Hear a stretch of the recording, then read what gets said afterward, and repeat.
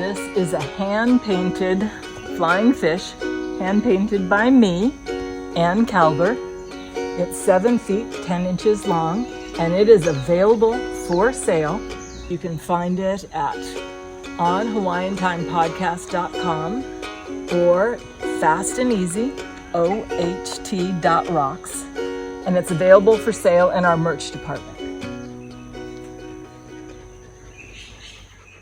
Theme music, please. Aloha, everybody. Welcome to On Hawaiian Time. I'm Mick Calber. I'm Bruce Omori. And you are On Hawaiian Time. Welcome to another episode of On Hawaiian Time. We're at the Extreme Exposure Fine Art Gallery in downtown Hilo. Tim, so what's up with them? What's up with these guys? What's up with what? What? Oh, I thought they said we needed to wear masks. No Exactly. Not Excuse those me, kinds of masks, actually. Oh, this is it's Halloween. It was just Halloween. All right, fine. Okay. Fine, never mind. So, we thought we were appropriate for the season. Really? Oh, well. Cool. That's So, funny. who's our guest today, Bruce? Oh, it's my guest. Our guest today is the famous Keoni Kealoha Alvarez. Welcome, Keoni. Welcome. Hey, mahalo. Thank you. Thank you so much for having Keoni me is here. a very up-and-coming filmmaker on the Big Island of Hawaii, or in Hawaii in general, I should say. And I met Keoni a while back, and he did some work for me, and he was really, really good.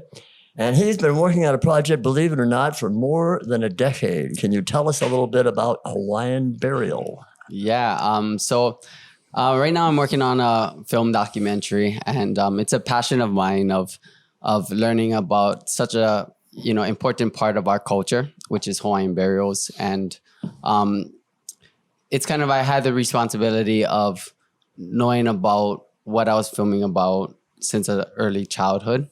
So that's kind of what my documentary is about. It's kind of my journey about learning about a burial site that we discovered, and it took over 10 years because, it was a part of my life, of a journey of following me and learning about my Hawaiian culture and learning about a burial site that we discovered and the importance about protecting it. So, in learning about that, I met a lot of different kupuna, different elders, different teachers to guide me of the things that I needed to know and whether burial sites were important in Hawaii. Fascinating stuff, Keoni. Really, really good stuff. We're going to get back to that in a minute.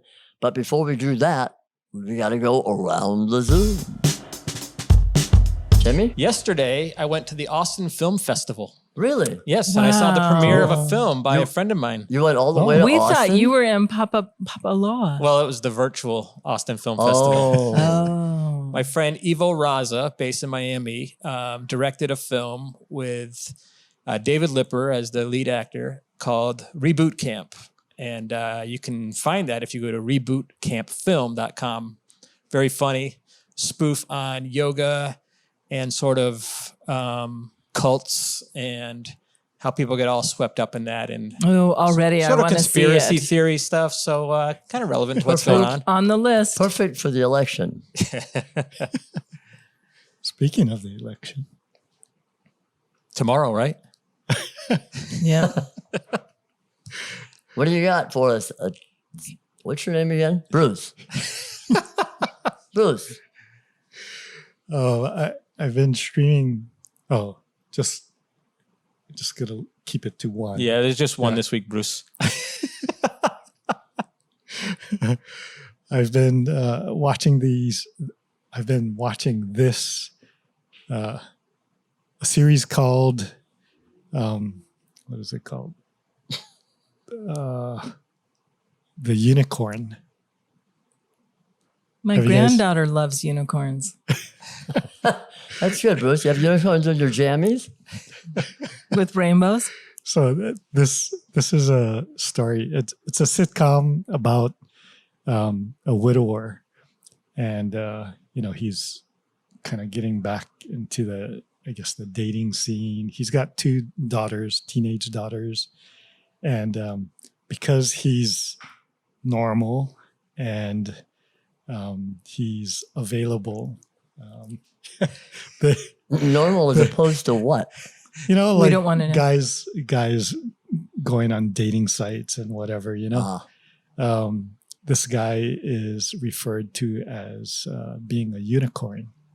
So, you know, That's love it. normal. yeah. And so it's good. You've Okay. enjoyed it. Yeah, it's fun. It's hilarious actually. Gonna have to dig deeper into that one. I think I'm That's missing great. something with the unicorn. Is that something that I'm not? Oh, term No, I'm not aware of.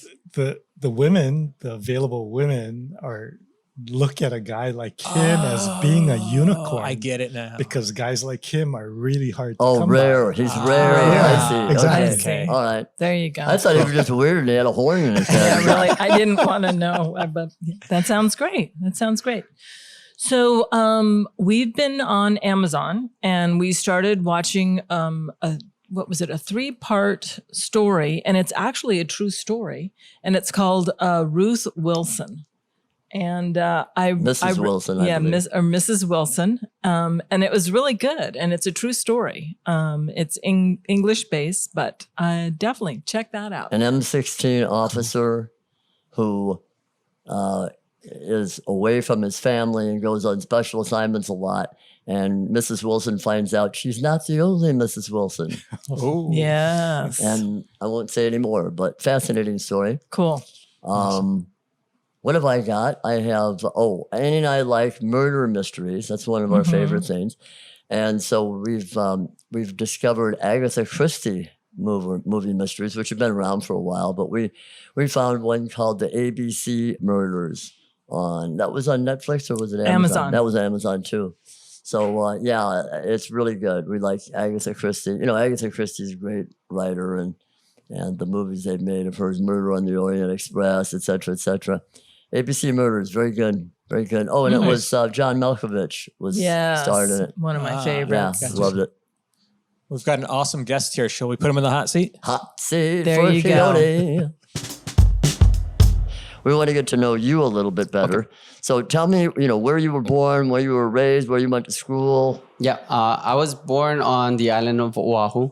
I was raised there for a little while, but and then when I was really young, like 3rd grade, I moved to Hawai'i Island here, and I grew up at Poa School. And in Poa School, I just, I've always been creative, in doing kind of any kind of art, anything like that. But once I got into my senior year, that's when I got into production work and learning about filmmaking and putting projects together. As soon as I got out of that, What got you interested in it in the first place? Art. I think it was like a different medium of putting something together, getting people together. For me, I did like a, play production and stuff like that, and organized the whole thing and fundraised it and all kind of stuff. It was a pretty big one, but so that's what got me going to saying, hey, you can actually create something. And this was like late 90s. Yeah, late 90s, 99, aging. Dating Way late myself. 90s. I'm dating myself now, but it's okay. But yeah, so I did that in high school, and that kind of took, and then within the high school, I seen a Naleo commercial here, public access, and they offered a class for $25 to, hey, if you really want to get into production, join it. And it was just a screenshot on TV. So my mom was like, okay, we'll sign you up. And then, so I just went. I was Naleo's first class. It's a public access class. And from there, it just took off. Yeah. And I did so many things. And so you ended up in Boston, though, I heard. yeah, so actually I met from that public access station, I met my boss. He was like a director for KGMB in kind of the sports department, in sports programming. And he trained me. I worked for him for 10 years, editing all different type of projects, commercials, documentaries, all kind of stuff. And then after that, when he later retired, then I was like, what am I going to do now? I got all this, what job am I going to take? So I did a YouTube video and put it up to go on to Norwegian Cruise Line or the cruise line ships. And then in 3 days, they responded to me.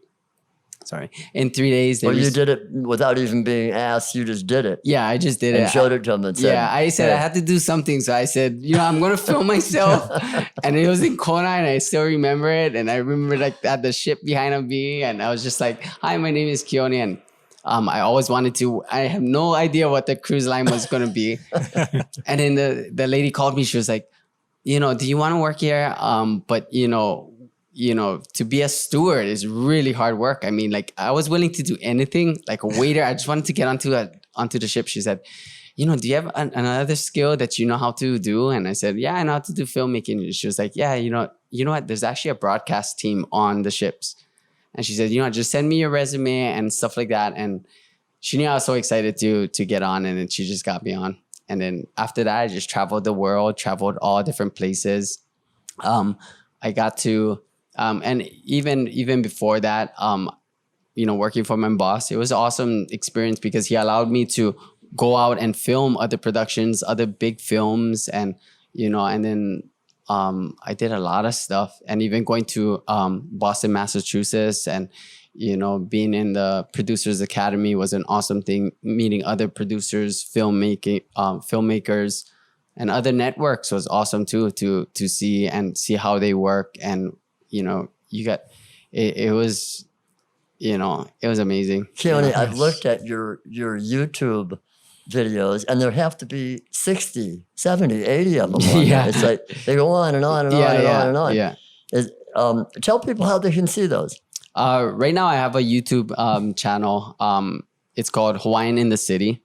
And there's going to be many more things. That the reason why I'm calling it Hawaiian in the City is because the goal of that program the goal of that YouTube is for me to travel. So wherever I'm going to be in China or whatever, it's a Hawaiian in their city. So, and I get to show them, or my experience of going there and learning about their culture, and I think that's kind of what my thing is.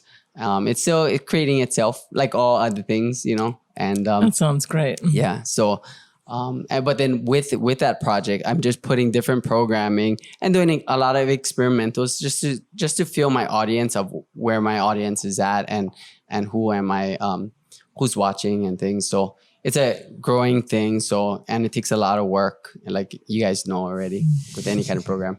But then to really learn more about Keoni Alvarez, you go to KeoniAlvarez.com, right? Yes, you go to KeoniAlvarez.com. You can go to Instagram. You can go to Facebook. I'm starting at Twitter. So, and I got a whole team, like a team of people that's helping me out now. So I got a good friends who's kind of,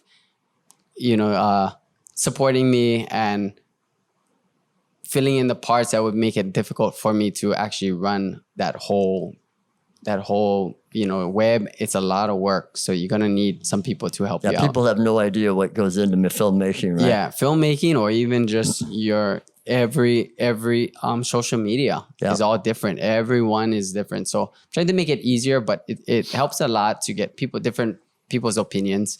Yeah. And it's always good to listen. Well, your website is most impressive, I have to say. I've worked in the business now for 50 years or something. And you have lots of stuff on here I never knew. Filming tips, meet before the shoot, set up before they arrive, make sure you have enough SD cards. What a concept. Right. And check your white balance, rule of thirds, it's all these things. And, they're things that I learned along the way, but I wish I'd had somebody told me that in the first place.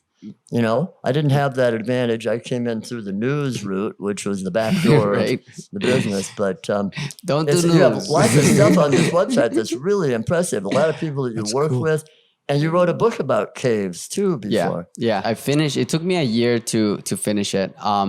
So when I was on Oahu, living on Oahu, I had so much time. I took like a third job. It was crazy. But I worked at 24-Hour Fitness for a short time before the year, because I just took it because I work late night. So I work from like 10 to 6 in the morning. And they said I could do anything I wanted to do. So I took that time to write that book. And it's great. It was the easiest job ever. I mean, and it gave me all that time, and I just did whatever I wanted to, just writing, and people come in, like there's no job, so I just worked on, so the whole desk was laid out with my computer, my books, everything like that. So, but I used that time very wisely of trying to, or created that book. It's KAPU, Sacred Hawaiian Burials, and it actually has illustrations. And because we shot a lot of reenactments in my film, I included those photos and of how Hawaiians did things. So Hawaiians had different burial practices, and some of the practices that they did was, like a common burial, they would just bury it into the ground. You have another way how Hawaiians did it was that they used pa'akai or salt. Yeah, they would pack the body to preserve it. They would actually, and then also they would bury below ground, they would bury above ground. And it depends on the land terrain. So if the land terrain had a lot of caves and a lot of lava tubes, they'd obviously use that. So like on Oahu, a lot of dirt, they would actually dig a hole, And then another way was sand, Sand was another way of how to break down and the body or the remains. And it's with the belief of it, so that when it does break down, the ocean and the person become one. Mm-hmm. And a lot of that was with kane, with the ocean. So it would actually go out, and that was a whole belief. So you're going to find a lot of burials next to the ocean. And then you also had different herbs and things that they would also use. So you had people who lived near the ocean, packed them with, and not because every family is different, they're going to practice it a little bit different, but the culture is there. But there's like about, 4 or 5 different methods of how Hawaiians did it, and it brings it out in my film. So it's very unique that people is going to hear it for the first time. And even Hawaiians don't know about it too. You know about burials, but you don't, because a lot of the culture has been lost, So I'm just trying to fill people in, and it's very informative to remind people of how sacred our burials are. My name is Keoni Kealoha Alvarez. In my culture, I guard and protect something precious. It's the root of the Hawaiian existence. Today, I'm going to do some research about Hawaiian burials. Burials were sacred. Burials were important. The body was prepared.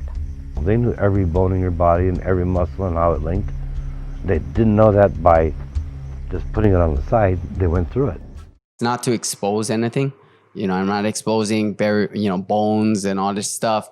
And there's a fine line that you got to kind of stay within.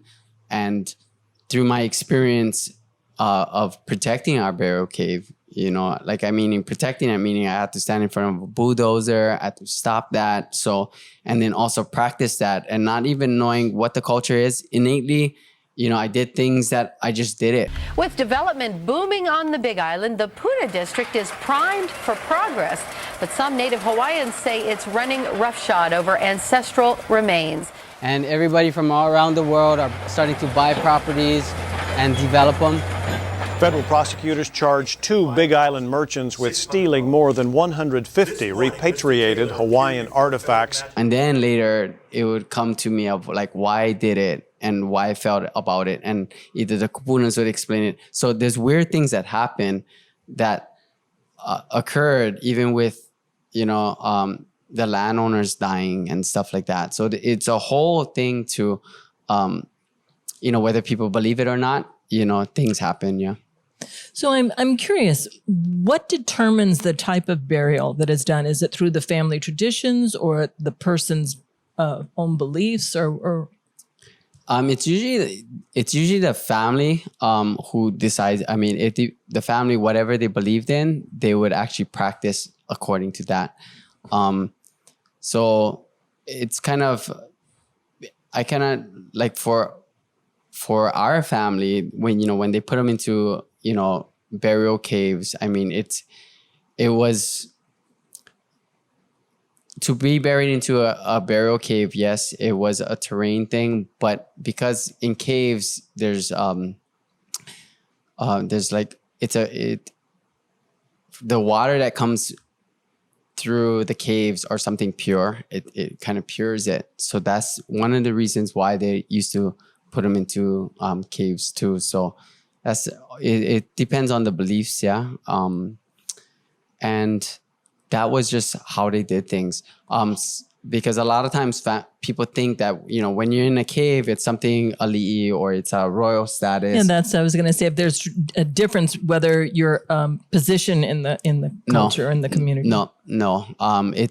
It's not on status. It's matter of, you might have more items within the cave, depending if the family, you know, just like today, you would give more things to your family. But as of we know that there is a status. Sorry about that. There is a status, meaning that a lot of our sacred burials are like on Mauna Kea. You know, the highest burials would be there, you know, at the highest peaks. But if you're talking about more common kind of type of burials, and they're going to put it into caves and things, mainly either they live nearby or they're just utilizing that according to their belief of, meaning that if someone loved this waterfall or whatever a lot and they probably passed away, they would actually bury them near maybe that area. And then their spirit, their amakua, would, within their family over many years, that would kind of be their place, or there would be some sort of story behind it. And that's where that would come into. The connection to the aina, to the land is or if they love a fish or something and they love that area, they love to hunt or fish in this area, they'll put them there and they become a part of that. Yeah, so it's kind of a unique thing. Keoni, so I understand in some of the burial caves, the person's possessions would be included, like surfboards or canoe or stuff like that. So is that a like a, I don't know what you call that, tradition, or is that kind of like a like, you know, to help that person do a transition to you know? It is. You have, so we have in our language, it's make. Make is like your sudden death. And then you have people who hala. And usually when they hala, that's when the families kind of would partake in that and actually have them cross over, right? And a lot of times, because there is a belief that they would cross over and they would meet their loved ones of whoever they are, and they'll meet again. So a lot of times they would leave moipu. Moipu is to lie with. So they would actually leave those objects with the person. So even though if it was a war weapon or something that they utilize, fishing or whatever, they would actually put them with the person so that later on, that's part of them to wherever they're going to go in their afterlife. Yeah. So, and they'll take that with them. And even they would bury dogs, they would bury animals, if they, because they love the dog and they want that to go on with their journey. It's something like the Egyptians, it's kind of like, it's a really trip to see how much different burial styles that we had, and to see how we continue to respect it. The hard part about it is that I see what's going on in the world, and I can see how Egypt and just trying to fathom that and the desecration that goes along with that, with their own people. But sometimes we have to think, and I was getting a little bit of history about it, is that they were not the original Egyptians who was there. The Egyptians now is actually desecrating those kings and queens because there's no connection for them, right? So it gave me a clearer understanding of that. But today, we don't want to go that far of putting our objects, which we know should belong with anybody else's grave, should be in the ground. And right now with the museums and stuff, they're feeling that, let's display these kind of stuff, and put them, so that people can learn and educate people. But that's not what those items were meant for. We don't know the practices. We don't know the protocols that went along with those burials and those items and the chants and spiritualness to whatever that went into the cave or into the ground. And these archaeologists and is just going there and removing these things, and then they displace them and they don't know where they gotta go. And then now you have it in the state department on their shelves, and some of them had bones that have been there for 20 years. And then when they feel like they want to bury them, they want to put them all together and bury them all together. But that is so heavy. That is so wrong in the Hawaiian culture, because you would never mix the mana or the people together. This mound is actually from all the burials that they found in Waikiki, from all the development, from all the hotels and all the shopping centers. They decided to grab all these bones and then put them in one area. This is a United States practice. This is not a Hawaiian practice. In Hawaiian culture, you would never, ever do such a thing. And just because they make it beautiful on the outside, that's a sick thing about it. That's what makes it worse, actually. Is they making it look like it's okay and it's not. That was like a wrong thing that you can do. You know, when you find bones in a cave and you have multiple bones, it's not, you know, I'm going to just put my bones in this cave. Those are probably families, you know, they're probably the warriors of the king. They all had some sort of relationship. It's not just, you know, they just put them in there. This is a family that you're touching, you know, and they're using that for their family. So it's a known cave that their family has been using, you know. And today it just kind of sickens me to see what's happening about, because I went into Bishop Museum and I had the opportunity to either I'm going to film it or not. You know, am I going to film this key and go against of what I'm trying to tell people, and I chose not to. You know, it's just, there's a line that you need to stop, but yet I can still show what we today still can create. We don't have the main object, but just give people an idea of, we have a lot of talented carvers. We know what a ki'i is, you know, or moipu. And moipu is only something that, you know, it's a carving that when you pass away, if you want to leave it, you can leave it. So there's still living moipu out there that it's just like a heirloom, you know, it's no different than an heirloom, you know. So I know that we can create, and that's what's in my film. It's not the real objects, you know, but it gives people an idea about what they did. Keoni, as a filmmaker, I'm curious, and you kind of are hitting upon this, like the challenges you face. So every filmmaker doing documentaries faces certain challenges, but it sounds like some of your challenges are very unique. So like in terms of research and that kind of thing, how much of that was available to you versus how much you had to go out, speak to Kapuna, get firsthand stories? Because the Hawaiian history, is it more of an oral history, or are there records that are available in the archives, so to speak? Yeah, so in the Hawaiian history, I mean, it is oral tradition. I mean, there was no written language, right? So as soon as the 1700s, about, you know, 1700s, you know, then we started to have written literature and all this stuff. So everything was all from memory. They did, so because we cannot fathom that, because we have TV, we have internet, we have all these distractions. But you think about, you know, you back in the day that you don't have TV.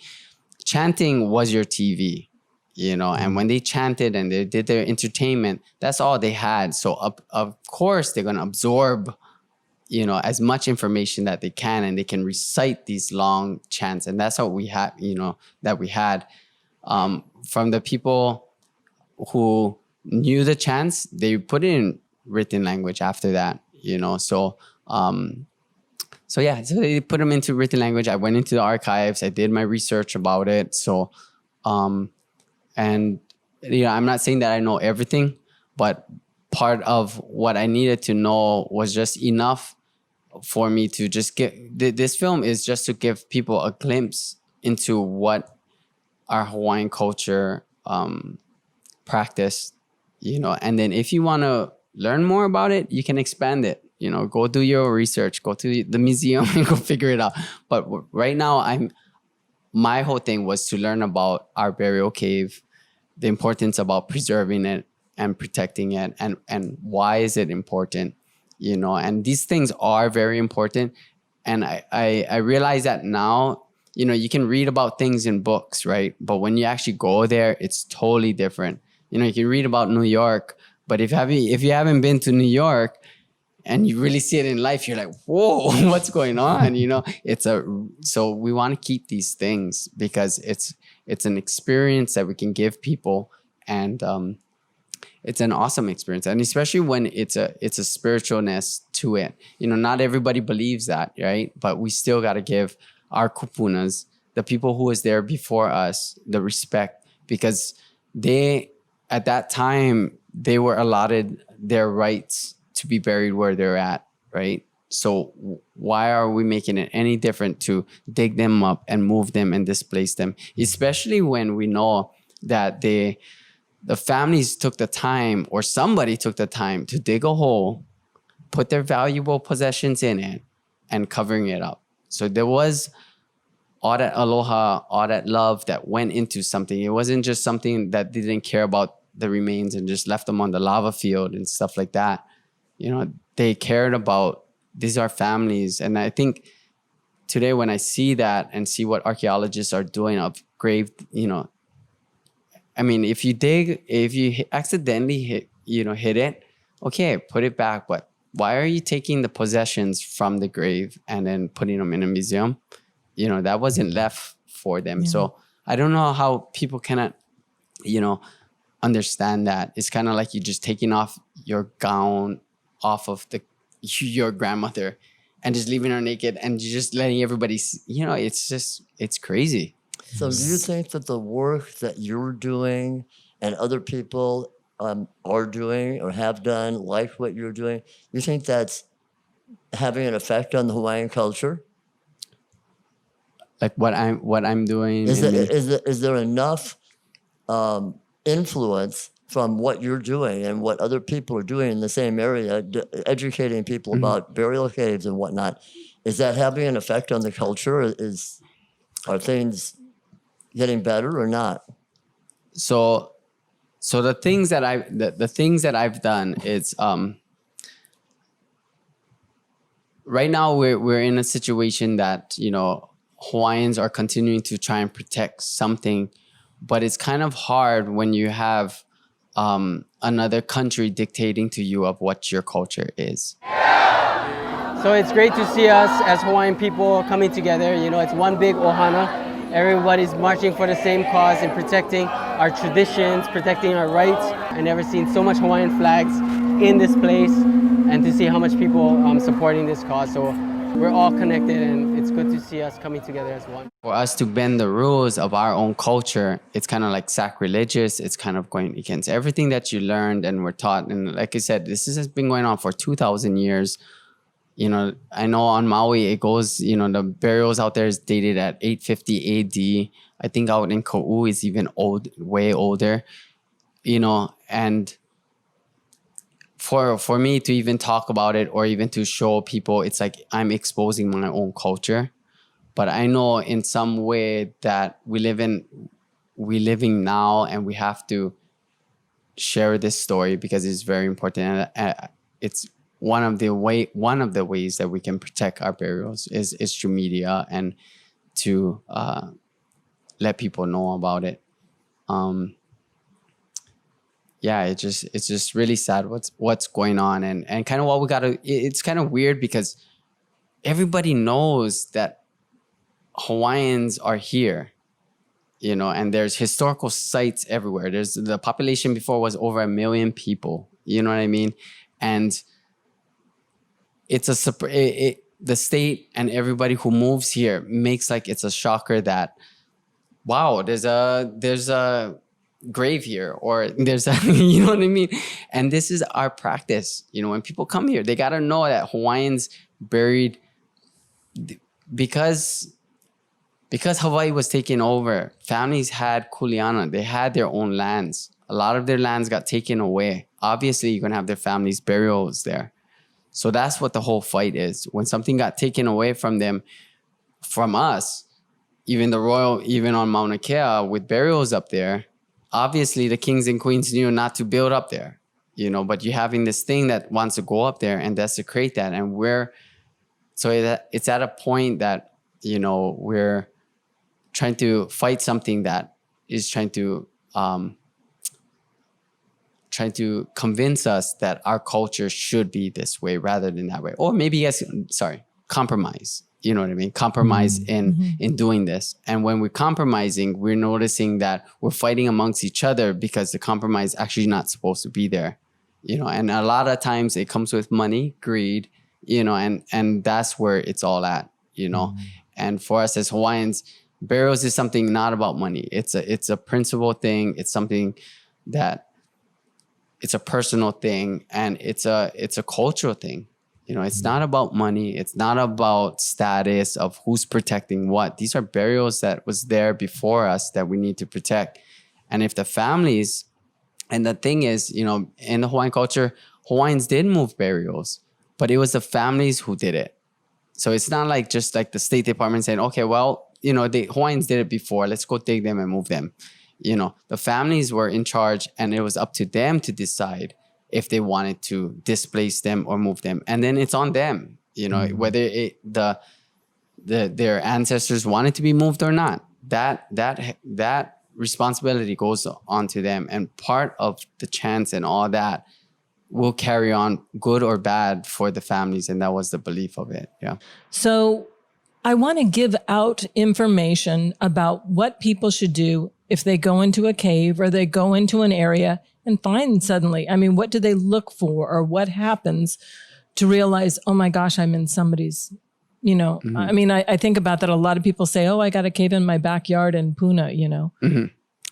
Well, the first thing you should do, obviously, like if you ever go, or if you ever discover bones or walk into a cave and you see objects, you're not to go in there and touch anything. Part of the Hawaiian culture was burials were kapu. That means you don't touch it.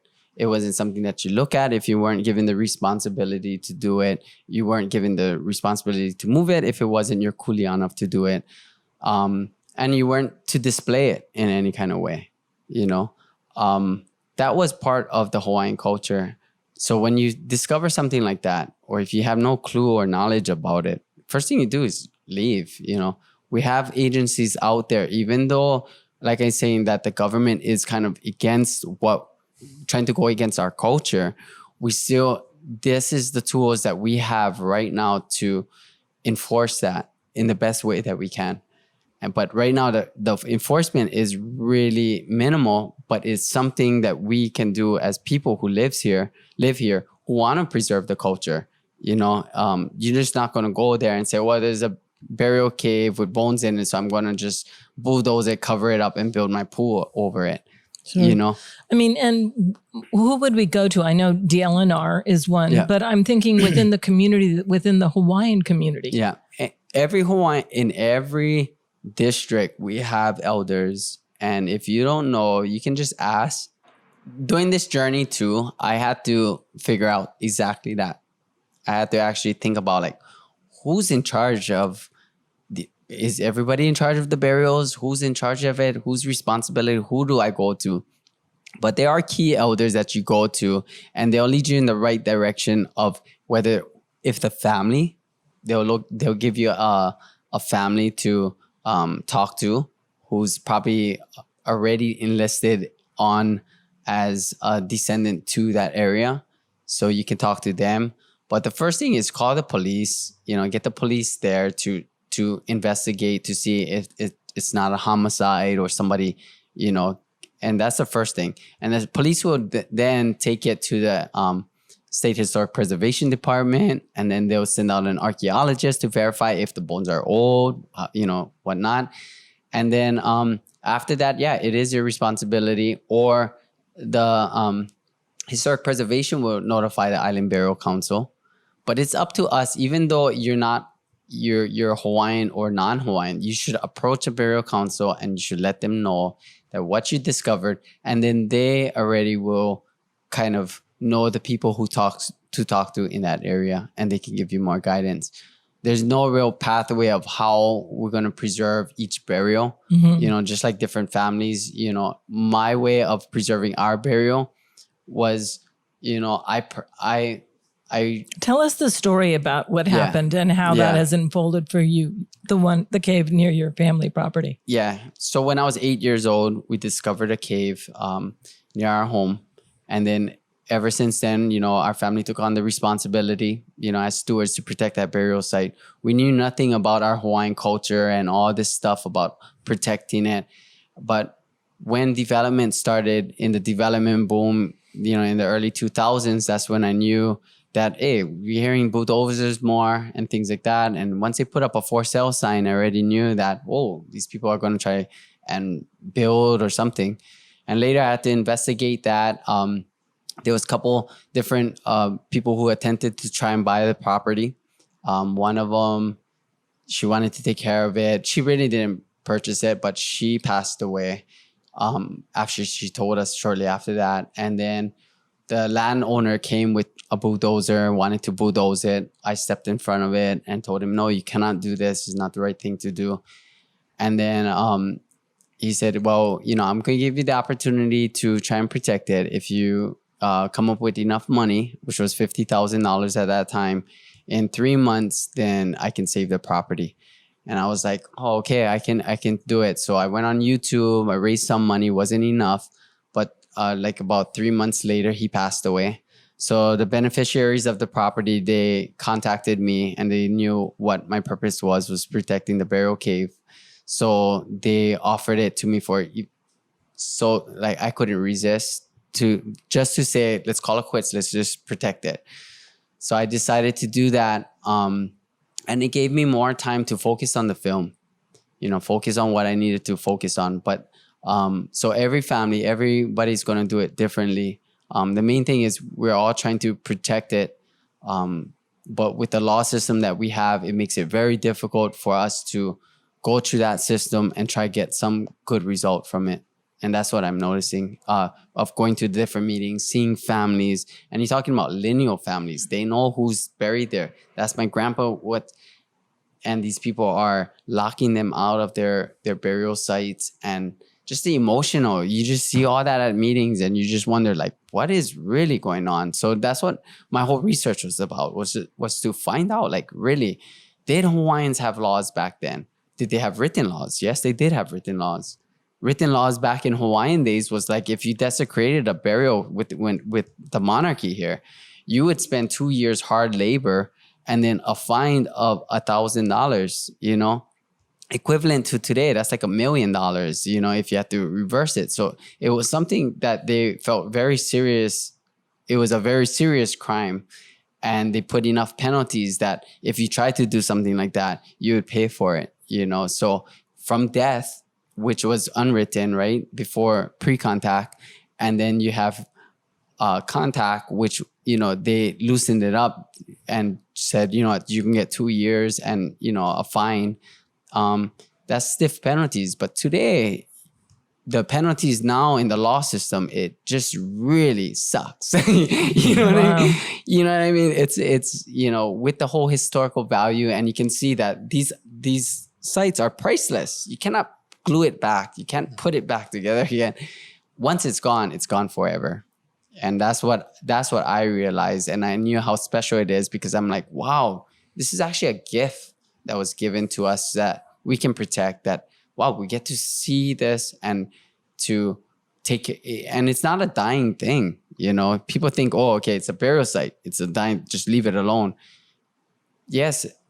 After my film was done, I kind of let the cave go, you know, because I feel like that's my purpose is done and it just needs to do its thing, you know. So that's my feeling on it. And but yeah, it was a real experience. I mean, I had some ups and downs, and we know, as filmmaking, it's not cheap.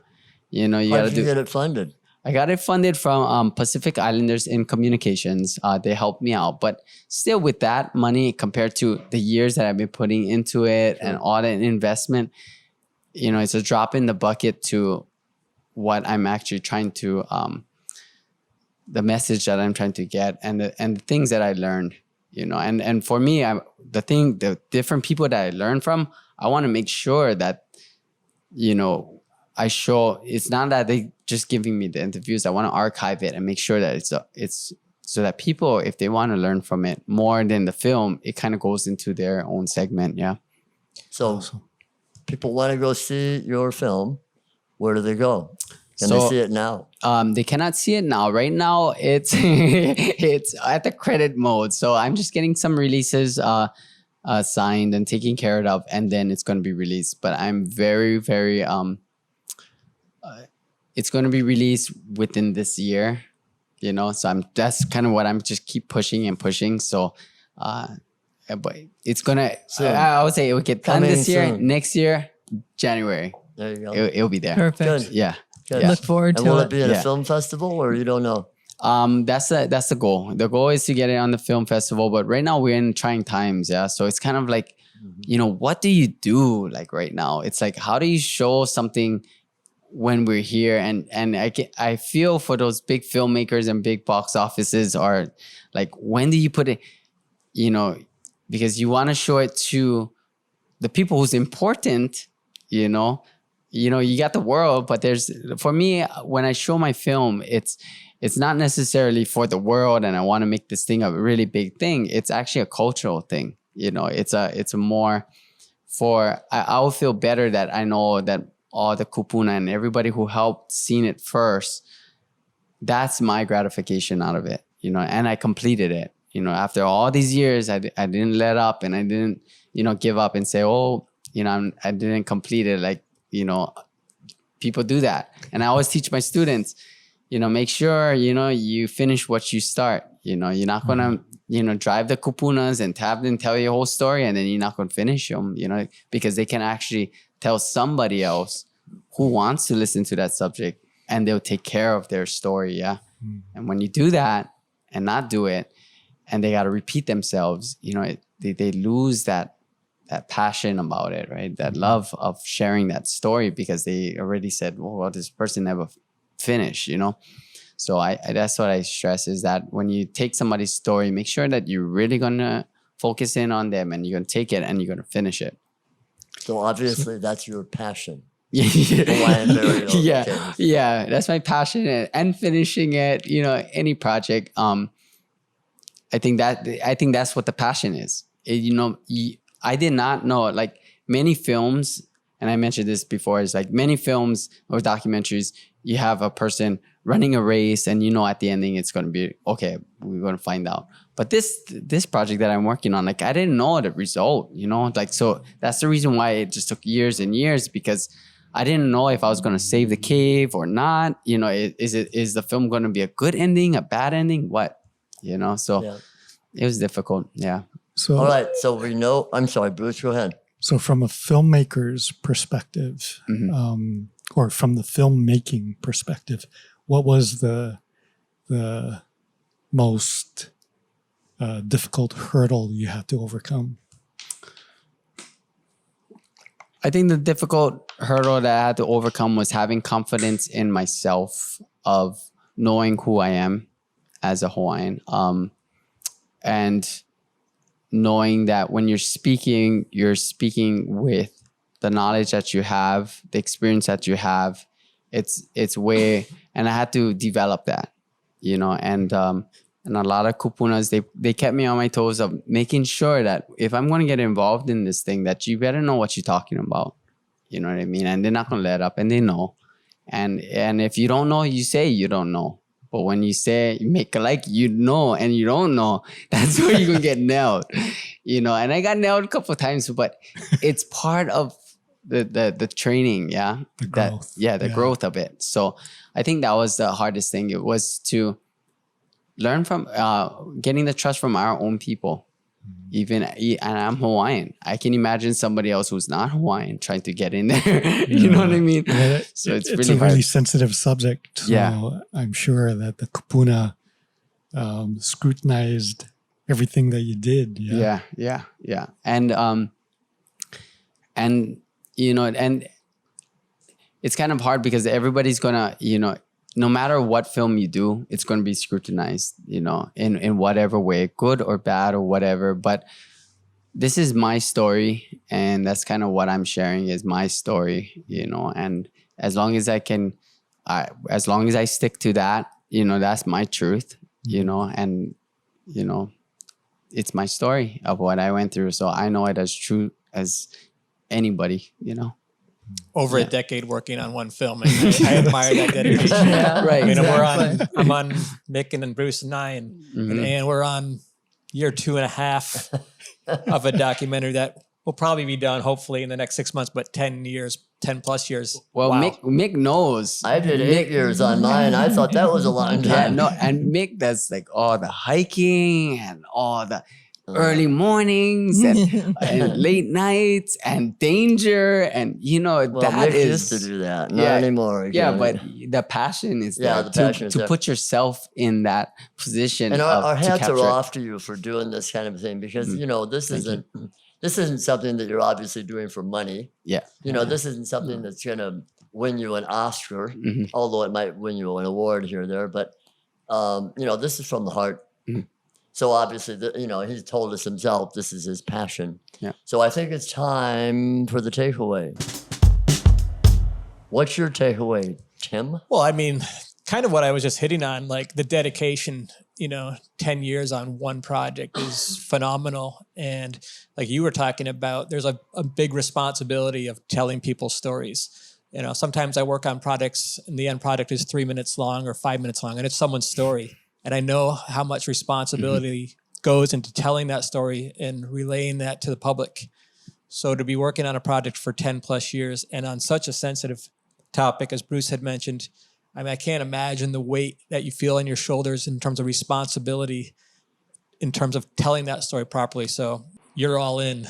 Yeah, and you know, because and like this project is it's not only a project; it's a whole burials is just it's spiritualness. It's all kind of stuff that gets involved in it. So it's like I said, it's very sensitive, and it's a unreal.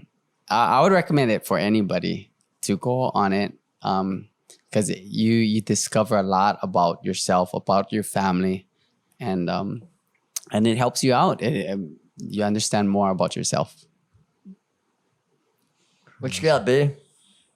Well, I think honestly, for myself, when I heard about what your passion was all about, it's like, is that a great topic for a podcast? But man, learned a lot.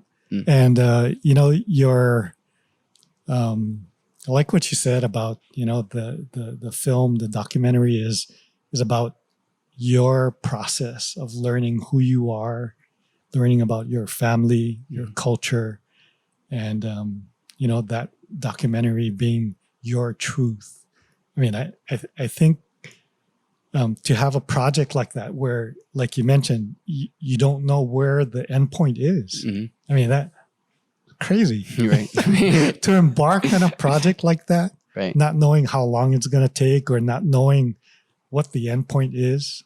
That to me, that whole definition is like life in itself, because in life it's a journey. It's not attaining a specific goal. It's that process of learning, living, absorbing, and then teaching. I mean, incredible.